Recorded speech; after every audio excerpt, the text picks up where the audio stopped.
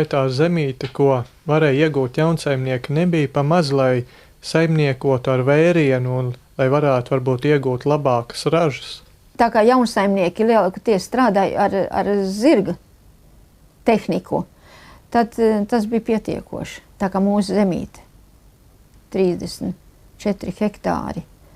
Vecsaimniecībām bija vairāk. Vecsaimniecībām bija 60 hektāri, bija 120 hektāri.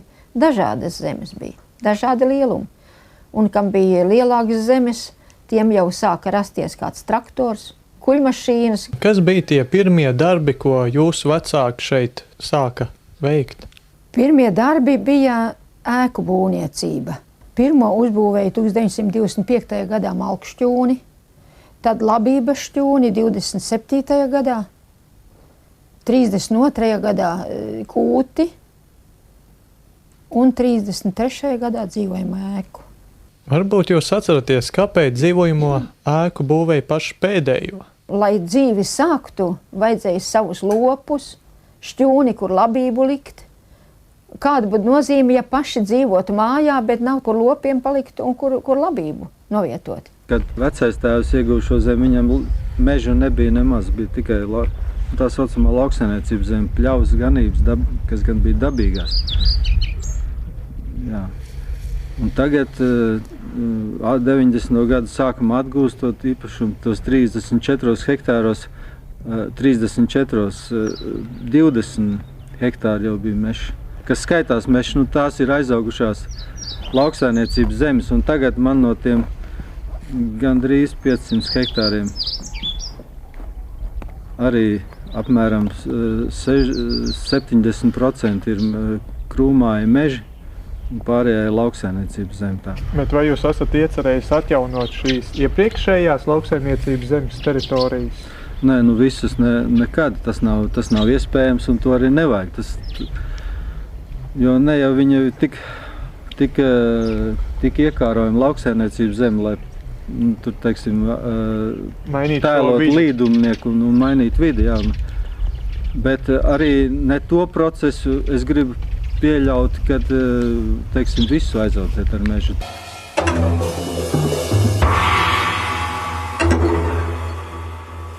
Kā vērtēt agrāro reformu? Viedokļi, raugoties tā laika liecinieku acīm un no mūsdienu skatu punkta, ir dažādi. Piemēram, laikabiedrs un vēsturnieks Adolfs Šilde raksta: Bez agrāra reformas nebūtu īsti latviskas Latvijas. Nebūtu bijis iespējams runāt par Latviju kā taisnības valsti. Pietika īstenot Latvijā agrāra reformu, kad ar lieluma māniju apsēstie un varas kārie komunisti izzuda kā gāju putni rudenī. Nekad pirms tam latviešu tauta nebija tik vienota savās nacionālās taisnības apziņā kā agrārās reformas laikā. Tautas spēka avots, stipruma pamats, nākotnes pīla ir mūsu lauki, mūsu lauksaimniecība, mūsu zeme, mūsu zemnieks. Zeme pieprasīja pāri par 100 000 cilvēku. Sākumā deva 11 hektāri, tad sāka dot 11, no 30. gadu sākuma 10 un Latgalē dažreiz pat 6. Un šeit radās šī milzīgā pretruna. Politiski, kā varēja nedot zemi zemniekam, kurš burtiski basām kājām gāja uz Rīgu cīņā pret Bermontu, bet no ekonomiskā viedokļa šie mazie zemes gabaliņi, viņi nebija vienmēr racionāli. Cilvēki iekrita milzīgos parādos, 40 000 saimniecību izputēja, un otrs puses viņi ļoti daudz patērēja darba rokas. Katram bija mazs gabaliņš zemes, katrs bija saimnieks, bet kurš būs kalps? 25. gada Ulmanis teica, ievedīsim kalpus no Lietuvas, sāka ievest no Lietuvas. 29. gadā nepietika, sāka ievest jau no Polijas. 39. gadā, pēdējā gadā, kad mēs bijām brīvi pirms kara, bija pāri par 40 000 darba spēka ievestā. Jo katrs rušinājās savā nelielā zemītē, kas strādās tiem, kuriem vajadzīgs algots darba spēks. Jaunieši, labi, ka jūs atnācat pie mums laukos. Tagad vasaras atpūtu jūs varēs pavadīt ar zemes darbu. Kas jums palīdzēs iegūt vingrumu un spirtumu rokām un galvai. Protams, ka agrāro reformu nevar vērtēt viennozīmīgi. Viņai ir neapšaubām labās puses, bet ir daudz arī, varbūt var teikt tieši arī sliktās puses, kuras atsaucās šodienas lauksaimniecībā kā sekas no pirmās agrārās reformas. Katram Latvijas zemniekam, katram lauksaimniekam bija šī vēlme pēc zemes, bet ekonomiski vērtējot, lielā daudzuma sīksaimniecību izveidošanās nevarēja veicināt ekonomisko attīstību, jo, protams, ka mazās saimniecības ne pirms Otrā pasaules kara, ne arī šobrīd mūsu laikos nevar konkurēt tirgu, īpaši tādās nozarēs kā graudkopība, arī piensaimniecība. Šeit ir vajadzīgi lielāki šie apjomi. Šai reformai būtisks ir arī kultūras, jeb kultūra vēsturiskais aspekts, ko bieži vien mēs aizmirstam. Un runa šajā gadījumā ir par mužniecības, jeb citiem vārdiem sakot, bruņniecības kultūru, kura Latvijā pastāvēja līdz pat šim 920. gadam, un kura bija viens samērā biezs un būtisks Latvijas kultūras slānis, atņemot mužniecībai zemi, likvidējot šīs kārtas pastāvēšanas ekonomisko bāzi. Tika atņemta arī mužniecības kultūras bāzi. Pīlis, kuras pazaudēja visus savus greznos interjerus, pazaudēja mākslas darbus, slavenas mākslas darbu kolekcijas, kas daudz viet atradās. Tas viss ir pazudis nebūtībā. Un šis aspekts mums ir jāpatur prātā, domājot par agrāro reformu. Agrārā reforma nostiprināja un veicināja lauksaimnieciskās dzīves veida dominēšanu Latvijā. Pēc 1929. gada lauksaimniecības skaitīšanas rezultātiem redzams, ka latviešiem piederēja ap 80% no visiem privātajiem zemes īpašumiem. Latvijas zeme bija mainījusi īpašnieku.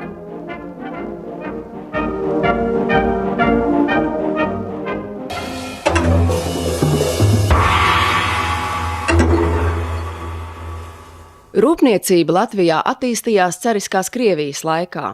Ērtās ostas, izglītotais un prasmīgais darba spēks noteica lielu rūpnīcu būvēšanu Latvijā. Izeivielas ieveda un saražotās preces izveda uz Krieviju. 1915. gada sākumā Rīgas Fēniksa strādnieki saņem ziņu, ka rūpnīcas iekārtas ir jāevakuē. 30 000 vagonos tiek salādētas iekārtas, darba galdi no visas Latvijas un vestas uz Krieviju, no kurienes atpakaļ tā viņas arī nekad netiek atvestas. Latvija nesaņēma kompensācijas, un ilgi Latvijā un Rīgā it sevišķi slējās šādi pustukši fabriku un rūpnīcu angāri. Arī strādnieku skaits Rīgā bija samazinājies 5 reizes. Pēc Pirmā pasaules kara Latvija atradās tādā kā vakumā, un visa rūpniecība bija jāsāk būvēt pilnīgi no jauna. Ir stāsts par Rīgas auduma dibinātāju, kurš sāka pagrabā ar vienu cilvēku, un 30. gadu beigās viņam jau bija fabrika ar 1600 cilvēkiem.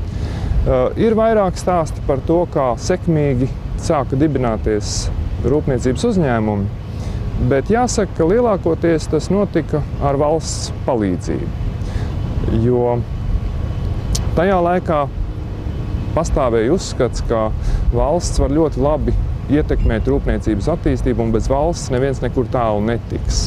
Valsts ieguldīja līdzekļus bieži vien nepārdomāti un riskanti. Daudzos gadījumos tika izmantotas ārzemju investīcijas, bet reizēm tas nebija attaisnojami, jo nedeva valstī ienākumus. Piemēram, valsts 20. gadu sākumā mēģinot labu darīt, iepirka lielu daudzumu vaļa tauku Norvēģijā, lai atbalstītu vietējos uzņēmējus un ļautu viņiem kaut kā uz tā nopelnīt. Un ražoja ratu smēru no tiem vaļa taukiem. Norvēģijā no vaļa taukiem ražoja margarīnu. Tas bija izdevīgi. Ratu smēru ražot iznāca, ka tas ir 3 reizes dārgāks nekā vietējais sviests. Un viens lauksaimnieks teica, es labāk tad sviestu smērēju ratos nekā jūsu šo te vaļa tauku smēru. Un tādu piemēru ir nemazums.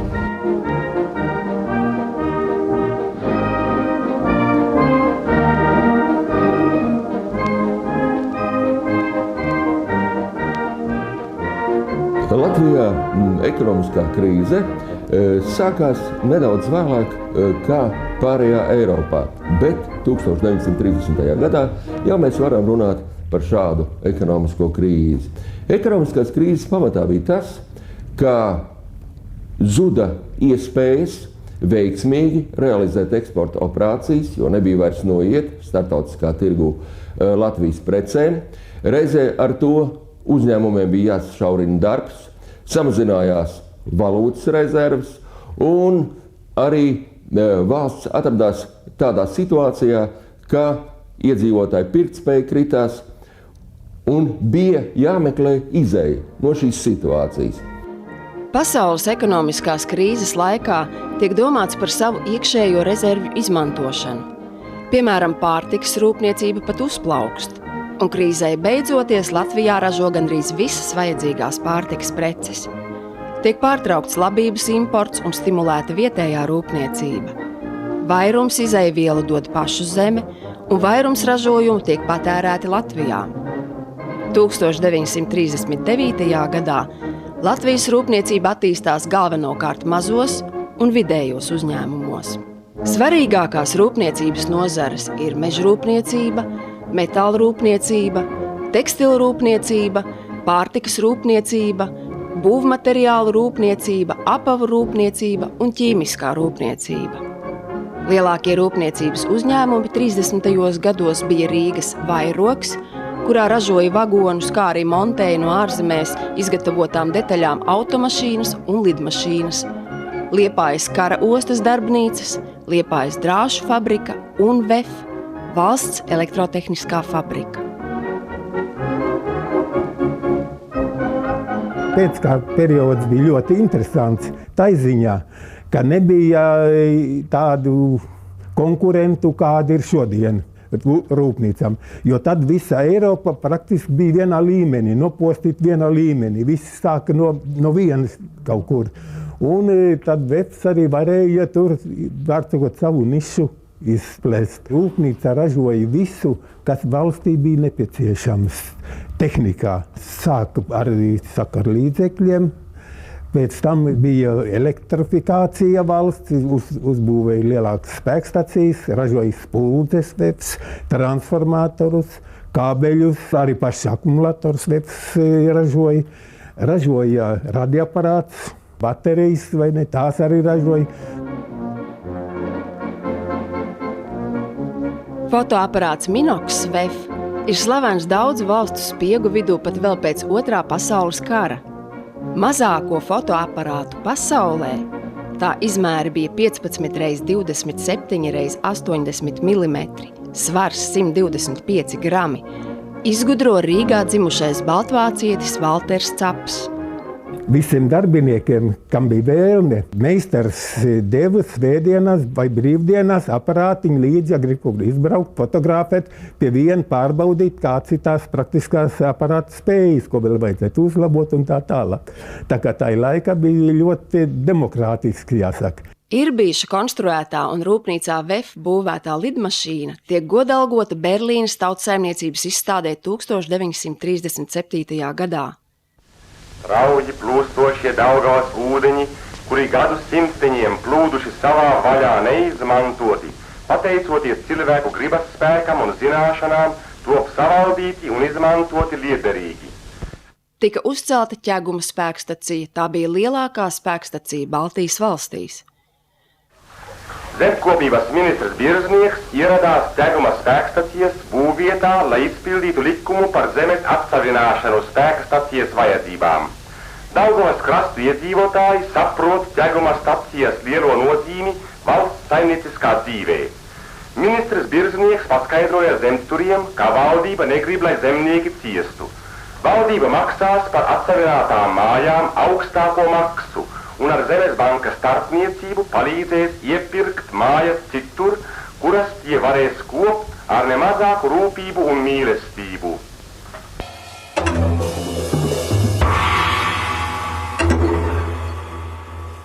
Pirmā pasaules kara beigu posmā līdztekus lielajām Krievijas rubļu zīmēm klajā nāk arī kerenkas, ko izlaiž lielās loksnēs, jo inflācijas dēļ nav vērts viņas griezt mazākās naudas zīmītēs. Vācu okupācijas laikā Latvijā sāk izmantot ostrubļus, ostmarkas, bet nodibinoties Padomju Latvijai, ieviešu rubļus, ko tautā mīļi dēvēja par sīmanīšiem, jo viņus ir parakstījis Rīgas strādnieku padomjas priekšsēdētājs Sīmanis Berģis. No 1919. gada līdz 1922. gadam apgrozībā bija Latvijas valdības pārejas nauda – Latvijas rubļi. Lūk, 25 Latvijas rubļu valsts kases zīme. Šī ir pirmā Latvijas patstāvības, simbols, ar kuru mēs izgājām pasaulē un pateicām, ka lūk, mēs varam arī savu saimniecisko dzīvi veidot un organizēt paši ar saviem spēkiem. Jaunajai valstī vajadzēja savu naudu. Par tādu kļuva lats, kuru ieviesa 1922. gadā. Šeit bija ļoti lielas diskusijas mākslinieku aprindās, finansistu aprindās, literātu aprindās un tā tālāk un tā tālāk. Jo pirmā ideja bija, ka viņa jābūt būtu frankam.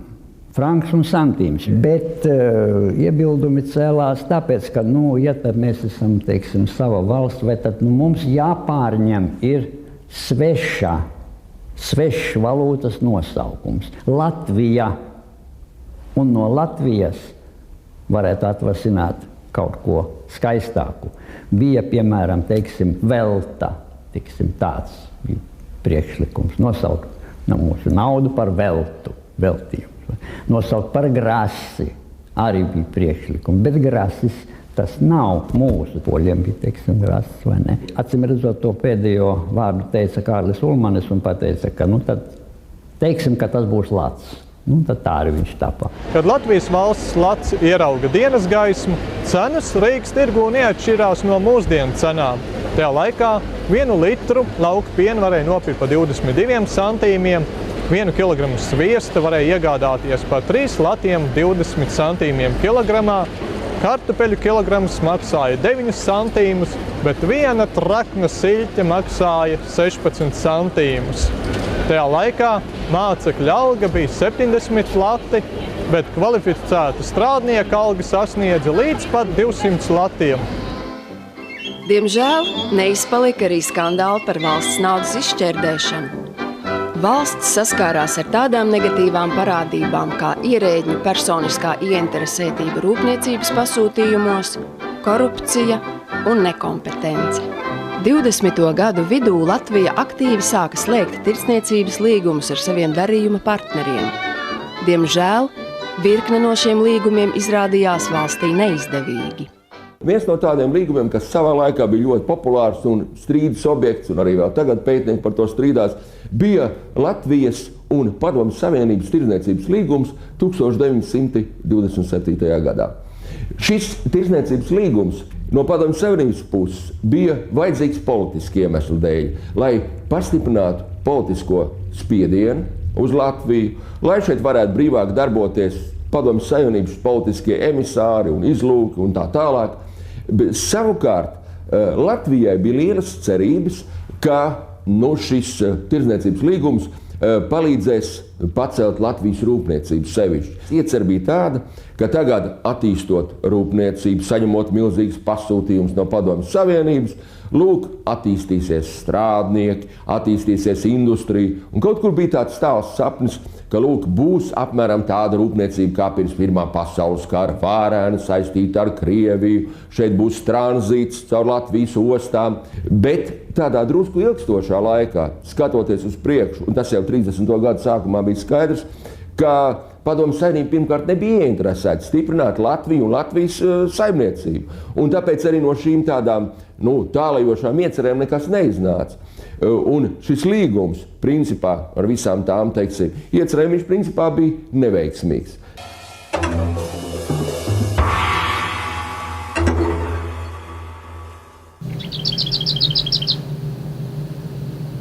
Vai jūsu vecais tēvs tajos tālajos 20. 30. gados saimniekoja ar progresīvām metodēm? Es domāju, ka jā, iespēja robežās ar progresīvām. Nu, viņam zirgu vilkums agregāti bija, kapļa kultūra jau vairs nebija. Jā, nu saviem tās bija, man patīk tas nosaukums zirgu saimniecības, jā. Cik var ar vienu vai ar diviem zirgiem apstrādāt tas lielums, un tā kā mums bija apkārt 2 zirgu saimniecība. Vecām tēvam bija zirgs.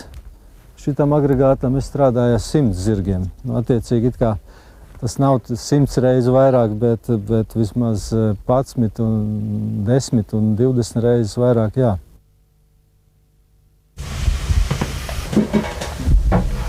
Nu, drīz mums būs cepušies. Vai jūsu tēvs paspēja izveidot šo jaunsaimniecību tādu, kādu viņš gribēja viņu redzēt? Viņam plāni bija lieli. Bērni ir daudz. 6 bērni mēs bijām, kad viņš cels vēl vienu māju, šeit, kur ir ābeļdārs. Un bija jau sagādājis visus koku materiālus, šķūnī bija izžuvuši koku materiāli, ka viņš cels otru māju. Tas pārtrūka. Tās domas jau aprāva karš. Jaunsaimnieki, tas nav tikai ēku kompleksa apzīmējums. Tas ir agrārās reformas rezultāts. Ik viens jaunsaimnieks strādāja, mācījās un sūtīja augstā skolā savus bērnus ar cerību kādreiz sasniegt pārticību. Grūti tagad minēt un domāt, kas būtu noticis, ja nesāktos Otrais pasaules karš un nenotiktu Latvijas okupācija. Viens posms Latvijas vēsturē bija noslēdzies, un Latvija bija jauna ceļa priekšā. Demokrātija Eiropā tā pa īstam uzplauka pēc Pirmā pasaules kara, taču nedaudz vēlāk demokrātijai radās arī vislielākās briesmas. Parlamentārā demokrātiskā valstī Latvija atkopās apbrīnojami ātri. Redzam mūsu skolu jaunatni, kas disciplinētos un saistošos kopvingrinājumos demonstrēja skatītājiem savus sasniegumus fiziskā audzināšanā. Demokrātija nav tā labākā lieta, kas ir izgudrota, taču nekā labāka nav. Daudzi par visu ekonomikas nelaimi cēloni uzskatīja nevis pasaules norises, bet pašmāju parlamentārās iekārtas sadrumstalotību. Šādam uzskatam bija arī savs pamats.